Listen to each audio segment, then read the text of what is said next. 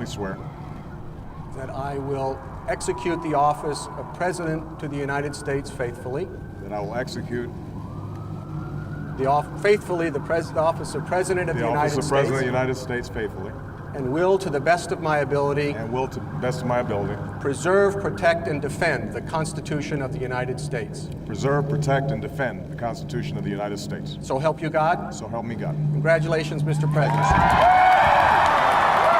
All the best wishes, Mr.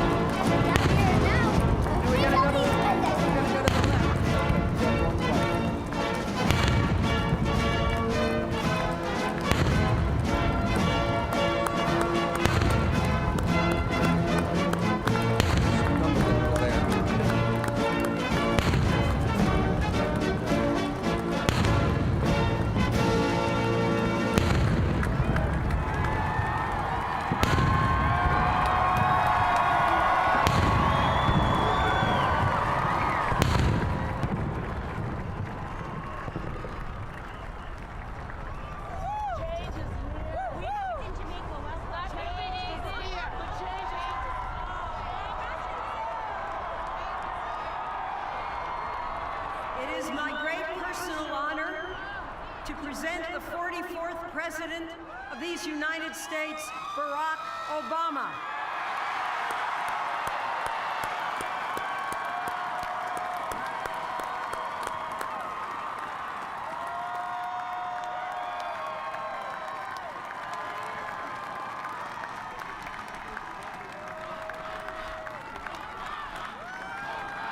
Thank you. Thank you.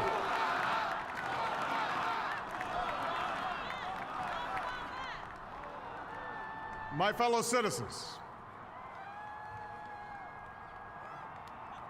I stand here today humbled by the task before us,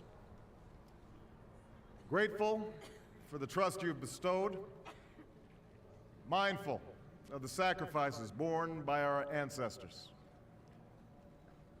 I thank President Bush for his service to our nation.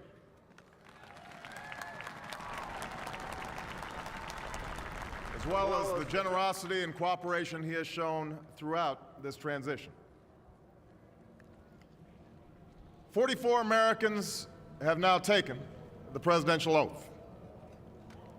The words have been spoken during rising tides of prosperity and the still waters of peace. Yet, every so often, the oath is taken amidst gathering clouds and raging storms.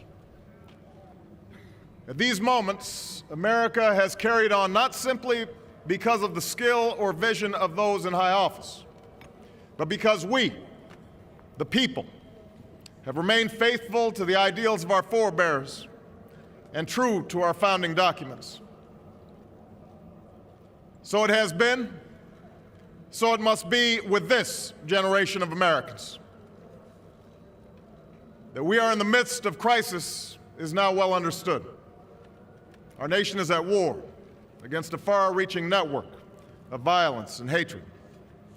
Our economy is badly weakened, a consequence of greed and irresponsibility on the part of some, but also our collective failure to make hard choices and prepare the nation for a new age.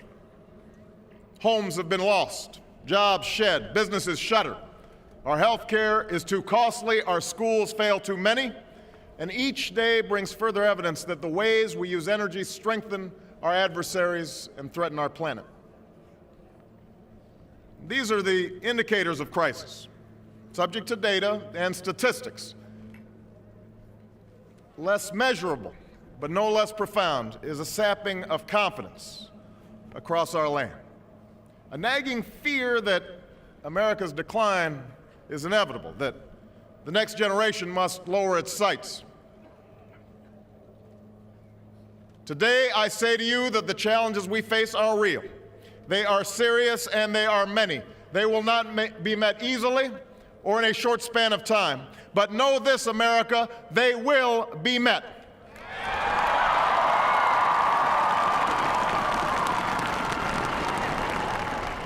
On this day, we gather because we have chosen hope over fear, unity of purpose over conflict and discord.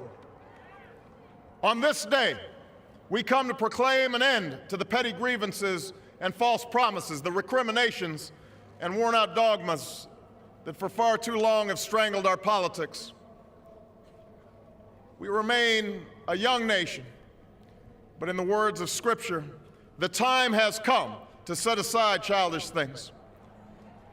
The time has come to reaffirm our enduring spirit, to choose our better history, to carry forward that precious gift, that noble idea passed on from generation to generation, the God-given promise that all are equal, all are free, and all deserve a chance to pursue their full measure of happiness.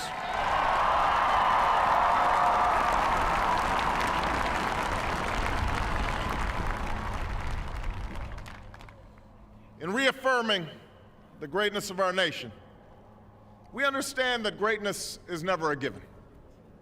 It must be earned. Our journey has never been one of shortcuts or settling for less. It has not been the path for the faint-hearted, for those who prefer leisure over work or seek only the pleasures of riches and fame. Rather, it has been the risk-takers, the doers, the makers of things, some celebrated, but more often men and women obscure in their labor, who have carried us up the long, rugged path towards prosperity and freedom. For us, they packed up their few worldly possessions and traveled across oceans in search of a new life. For us, they toiled in sweatshops and settled the West, endured the lash of the whip, and plowed the hard earth. For us, they fought and died in places like Concord and Gettysburg, Normandy, and Quai San. Time and again, these men and women struggled and sacrificed and worked till their hands were raw so that we might live a better life. They saw America as bigger than the sum of our individual ambitions, greater than all the differences of birth or wealth or faction. This is the journey we continue today. We remain the most prosperous, powerful nation on earth. Our workers are no less productive than when this crisis began. Our minds are no less inventive, our goods and services no less needed than they were last week or last month or last year. Our capacity remains undiminished, but our time of standing pat, of protecting narrow interests and putting off unpleasant decisions, that time has surely passed. Starting today, we must pick ourselves up, dust ourselves off, and begin again the work of remaking America.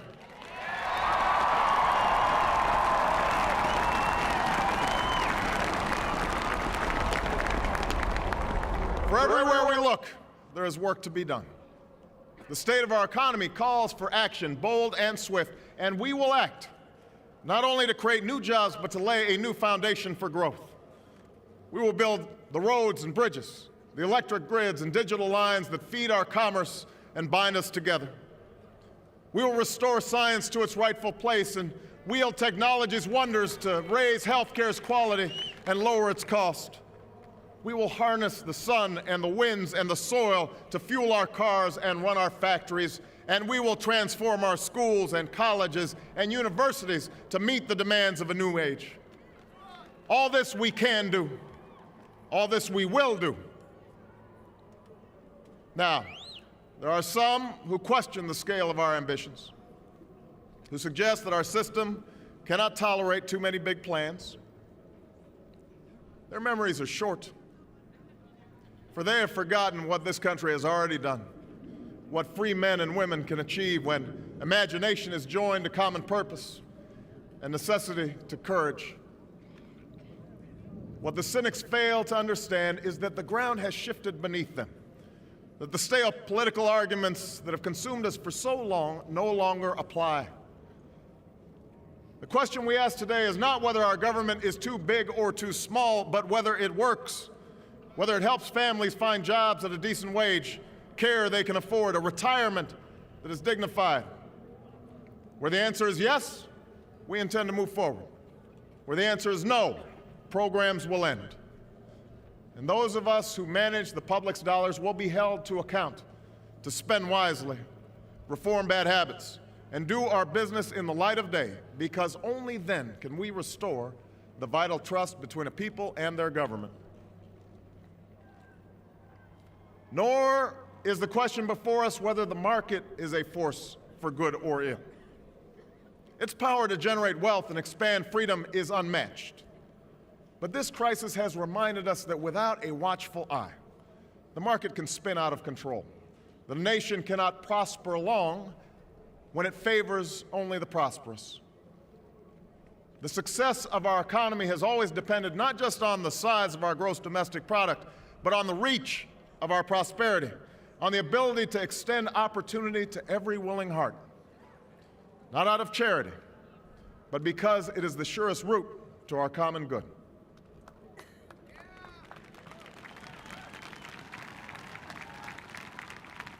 As for our common defense, we reject as false the choice between our safety and our ideals. Our founding fathers,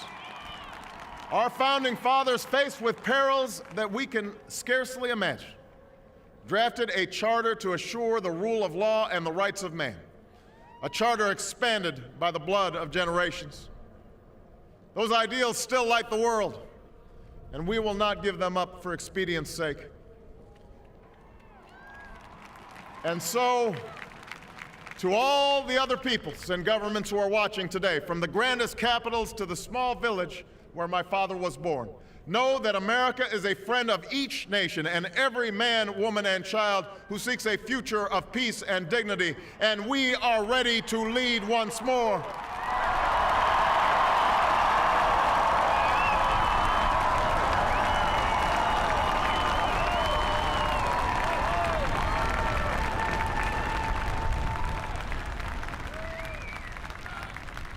Recall that earlier generations faced down fascism and communism not just with missiles and tanks, but with the sturdy alliances and enduring convictions. They understood that our power alone cannot protect us, nor does it entitle us to do as we please. Instead, they knew that our power grows through its prudent use. Our security emanates from the justness of our cause, the force of our example, the tempering qualities of humility and restraint. We are the keepers of this legacy. Guided by these principles once more, we can meet those new threats that demand even greater effort, even greater cooperation and understanding between nations. We will begin to responsibly leave Iraq to its people and forge a hard-earned peace in Afghanistan. With old friends and former foes, we will work tirelessly to lessen the nuclear threat and roll back the specter of a warming planet. We will not apologize for our way of life, nor will we waver in its defense. And for those who seek to advance their aims by inducing terror and slaughtering innocents, we say to you now that our spirit is stronger and cannot be broken. You cannot outlast us, and we will defeat you.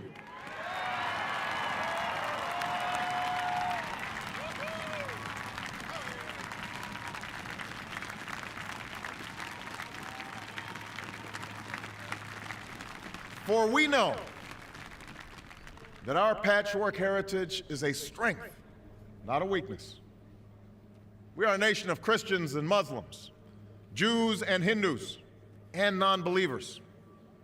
We are shaped by every language and culture, drawn from every end of this earth. And because we have tasted the bitter swill of civil war and segregation and emerged from that dark chapter stronger and more united, we cannot help but believe that the old hatreds shall someday pass, that the lines of tribes shall soon dissolve, that as the world grows smaller, our common humanity shall reveal itself, and that America must play its role in ushering in a new era of peace. To the Muslim world, we seek a new way forward based on mutual interest and mutual respect.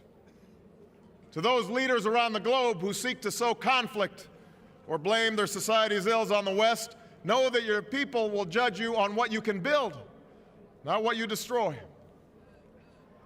To those who cling to power through corruption and deceit and the silencing of dissent, know that you are on the wrong side of history, but that we will extend a hand if you are willing to unclench your fist. To the people of poor nations, we pledge to work alongside you to make your farms flourish and let clean waters flow, to nourish starved bodies and feed hungry minds. And to those nations like ours that enjoy relative plenty, we say we can no longer afford indifference to the suffering outside our borders, nor can we consume the world's resources without regard to effect. For the world has changed, and we must change with it. As we consider the road that unfolds before us, we will remember with humble gratitude those brave Americans who, at this very hour, patrol far-off deserts and distant mountains. They have something to tell us, just as the fallen heroes who lie in Arlington whisper through the ages. We honor them not only because they are the guardians of our liberty, but because they embody the spirit of service, a willingness to find meaning in something greater than themselves. And yet, at this moment, a moment that will define a generation, it is precisely this spirit that must inhabit us all. For as much as government can do and must do, it is ultimately the faith and determination of the American people upon which this nation relies. It is the kindness to take in a stranger when the levees break, the selflessness of workers who would rather cut their hours than see a friend lose their job, which sees us through our darkest hours. It is the firefighter's courage to storm a stairway filled with smoke, but also a parent's willingness to nurture a child that finally decides our fate. Our challenges may be new. The instruments with which we meet them may be new. But those values upon which our success depends, honesty and hard work, courage and fair play, tolerance and curiosity, loyalty and patriotism, these things are old. These things are true. They have been the quiet force of progress throughout our history. What is demanded then is a return to these truths. What is required of us now is a new era of responsibility, a recognition on the part of every American that we have duties to ourselves, our nation, and the world, duties that we do not grudgingly accept, but rather seize gladly, firm in the knowledge that there is nothing so satisfying to the spirit, so defining of our character, than giving our all to a difficult task. This is the price and the promise of citizenship. This is the source of our confidence, the knowledge that God calls on us to shape an uncertain destiny.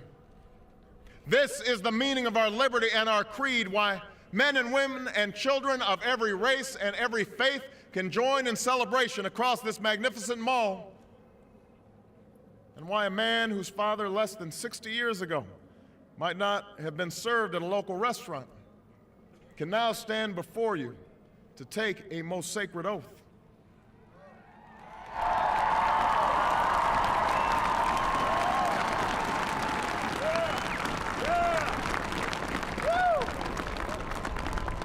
So let us mark this day with remembrance of who we are and how far we have traveled.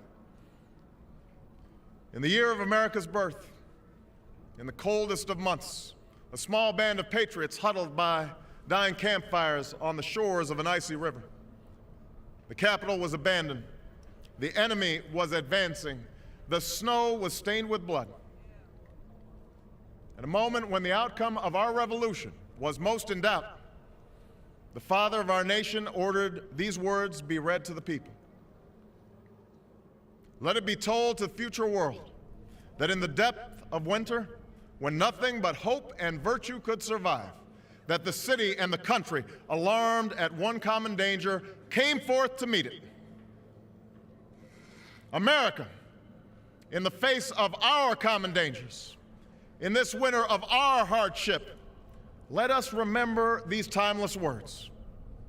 With hope and virtue, let us brave once more the icy currents and endure what storms may come. Let it be said by our children's children that when we were tested, we refused to let this journey end, that we did not turn back nor did we falter. And with eyes fixed on the horizon and God's grace upon us, we carried forth that great gift of freedom and delivered it safely to future generations. Thank you. God bless you. And God bless the United States of America.